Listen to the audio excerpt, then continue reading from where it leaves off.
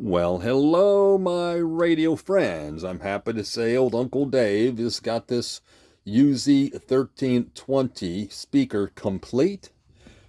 Plays very, very well. Plenty of volume, great clarity. As a lot of you know, I had to rewind the coil within one of the two coils. Also repainted the base, and I'm very, very pleased with the outcome. Truthfully, I wish mine looked this good. I think mine plays equally as well, but this is certainly a little more physically appealing. Now, I want to go step forth a little closer and show you some uniquenesses to the UZ-1320. What sets this apart from the later 1325 is this actually has a thumb wheel that one rotates, this large thumb wheel. When one rotates that, it adjusts up and down the pole pieces in reference to the metal diaphragm. It has a cutout here and a cutout in the rear to do just that, to rotate this thumb wheel. Now, once one gets the pole pieces adjusted correctly, this upper smaller wheel is a locking wheel. One merely spins this up and bottoms it out against the case, against the housing, and it locks everything in place so this thumb wheel stays stationary. A wonderful design, and I believe it was a little more costly to build and manufacture, and that's why RCA went to what I'm going to show you now. Here is the UZ-1325. This came out, of course, after this particular speaker. This is it's essentially the same design, or essentially the same thought process. There's a metal diaphragm and the same two pole pieces and all, but as far as how they accomplish things, they changed the design quite a bit.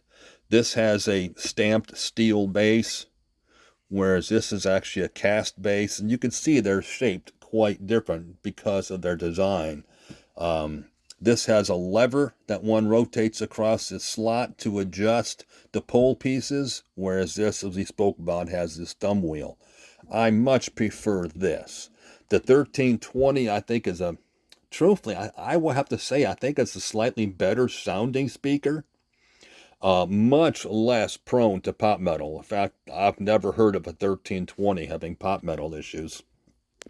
Almost every single 1325 will have it, and this particular driver is no exception. The driver is unable to be rotated with this lever. Everything is bound and locked in because of the pop metal. Moral of the story is, if you have a choice, have a chance to get a 1320, I'm going to highly recommend you do. You certainly will not be disappointed. And with that said, let's take it one step further. The Colonel lived so we could chicken. 5 KFC bowls for just $5 each. Prices and participation may vary. Tips and fees extra. Plenty of volume. Plenty of volume.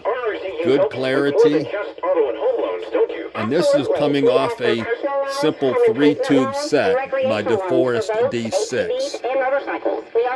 Even louder yet. Reward credit cards. We offer competitive rates and flexible terms with approved credit. Where can folks apply? Visit rrcu.com to get started or go into any branch.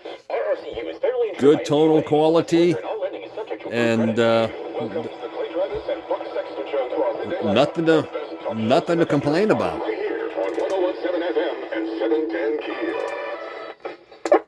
So, moral of the story is, like I said, if you get a chance for 1320, you need to grab yourself one. You will certainly not be disappointed. Thank you so much.